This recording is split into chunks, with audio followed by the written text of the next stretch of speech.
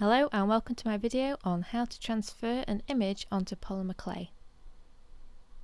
You will need some scissors, some cling film, a ceramic tile or similar to work the clay on and to bake the clay on, some images that you want to transfer to the clay printed out on a laser printer, not an inkjet printer, a roller to roll the clay. You can use a pasta roller if you want. I'm using an acrylic roller here. You'll need a cutter to cut out the shape of your clay shapes and charms. I've got an array at the top right of this picture. You'll also need a blade to cut the clay cleanly, and of course you'll need some polymer clay. In this case I'm using white FIMO clay. The first step is to cut the images up so that they fit inside the cutters you're going to be using. In this case I'm using aluminium cookie cutters. The images are approximately the same shape as the cutters, but I've left a gap just at the top where I'm going to create the hole in the clay because I'm going to be making clay charms. One thing to note about the images is that they must be mirror images when you print them, because when you transfer them to the clay they will be reversed. I'm going to be using two different sizes of cutter, so therefore I'm going to be using two different sizes of image. Before working with the clay, you will need to condition it. There are lots of tutorials online about how to condition your clay, but basically it involves kneading the clay to warm it up and make it more malleable and easy to work with. I use an acrylic roller for this, but you can use a pasta roller or any other preferred method. If you're wondering why I've got greaseproof paper under the clay, it's because I read that if you have greaseproof paper between the clay and the ceramic tile, the bottom of the clay has a matte finish rather than a shiny finish. As it turns out, I kind of prefer the shiny finish from baking on the ceramic tile directly, but it's completely up to you, whatever your preference is. I also found it quite difficult to work with the clay on top of the greaseproof paper, but as I said, it's completely up to you.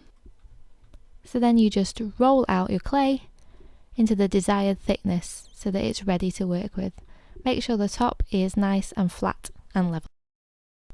For each clay charm I'm going to be making, I simply press the cutter slightly into the clay to make a very faint indent, just to act as a guide.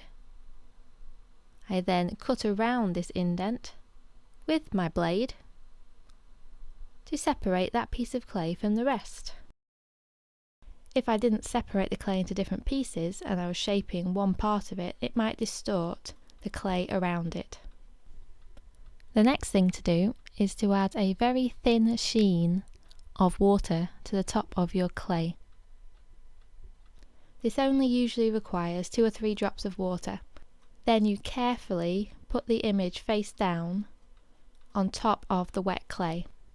You then press the paper down onto the clay, making sure that it doesn't move at all. You don't want it sliding around because it could smudge the image. You then repeat the process for all the different charms or clay shapes you want to make. You then need to add a few more drops of water with a clean finger on top of the image so that it covers the entire piece of paper and it soaks through. You want the paper to go see-through so you can see the image, and for it all to just be soaked with water but no excess. You use a dabbing motion with your finger, up and down dabbing motion, instead of a side to side stroking sort of motion, because you don't want the image to move at all. If the image moves, you might get a smudgy image or a blurred image, and you don't want that. You do this for every image, so that every image is now attached to the clay upside down, soaked through, but no excess water. You now wait for the paper to completely dry out. You'll know it's dried out because the image will fade and it'll obviously be dry to the touch as well. You don't want to leave it too long, because if you leave it, for instance, overnight, I've found that it's difficult to then remove from the clay. You want to wait until it's just dry, which should take no more than an hour or two.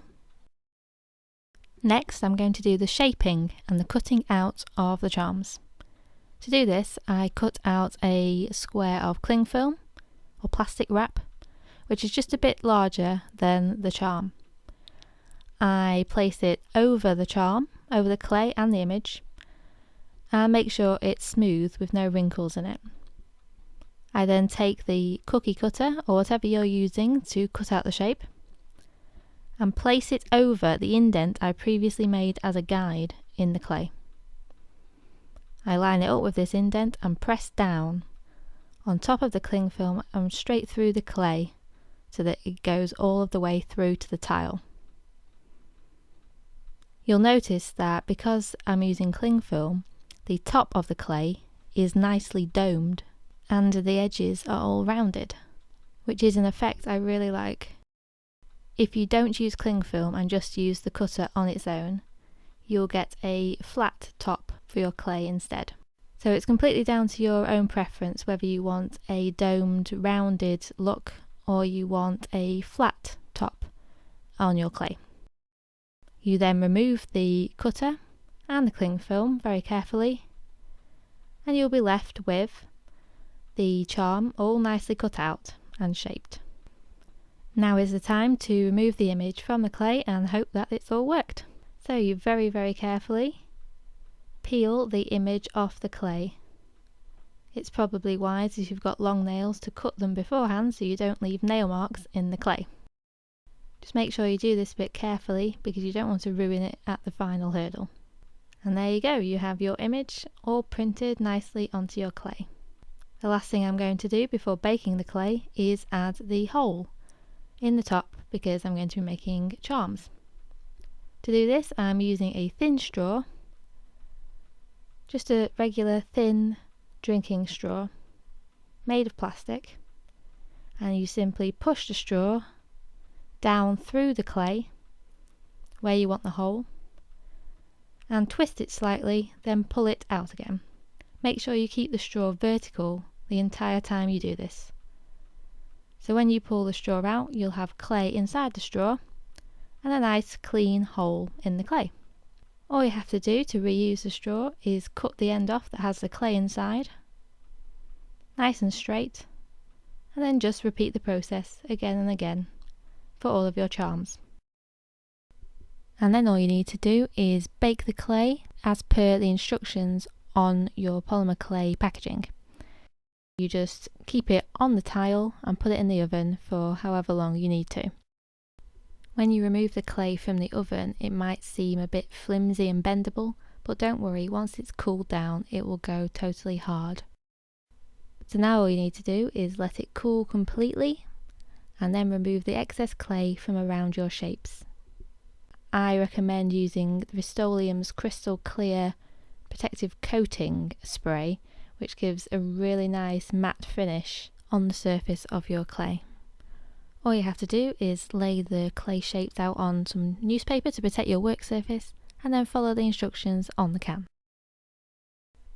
And now I'm going to share with you a few things that I did wrong that caused issues when I was making this, just so you don't make the same mistakes as me.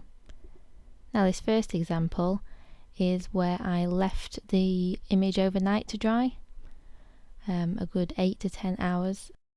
That's obviously too long because the paper was too difficult to actually get off the clay. This is a picture of some of my other mistakes, and they include using old slightly dry clay that I just had in the back of my cupboard.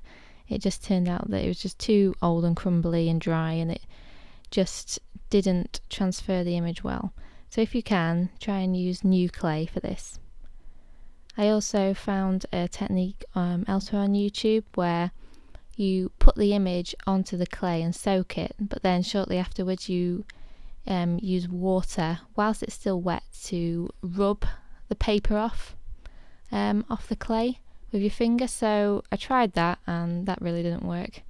I really recommend leaving the image to dry completely and then just peeling it off as I've shown. Another idea that I tried was I put the clay into the oven with the paper images still on the clay. Instead of waiting for them to dry, I soaked the images, left them on the clay, and then put the clay in the oven, thinking that the oven would dry out the images and bake the clay at the same time, therefore saving some time. But after I took them out of the oven, I found it way too difficult to get the transfers off the clay. They were well and truly stuck, and so I wouldn't recommend doing that. Another thing to note is that make sure you don't put cling film on top of your clay whilst it's wrinkled. Make sure that it is smooth, otherwise you'll get a pattern on the surface of your clay which you really don't want. A good tip for making this technique look the best is to use images that have strong black outlines, not slightly faded looking or faint lines. You want strong black outlines on your image, because the more faded the image looks, the more faded your transfer will look, and it just won't look as good. So try and pick an image that has high contrast between the black bits and the white. Another thing I did was I removed the image, I peeled off the paper image before I used the cling film and the cookie cutter to do the shaping. Unfortunately, the cling film rubbed off some of the ink, so definitely use the cling film whilst the paper image is still on the clay. So, I hope these tips have been helpful, and I hope you follow along with this technique at home. Thank you very much for watching.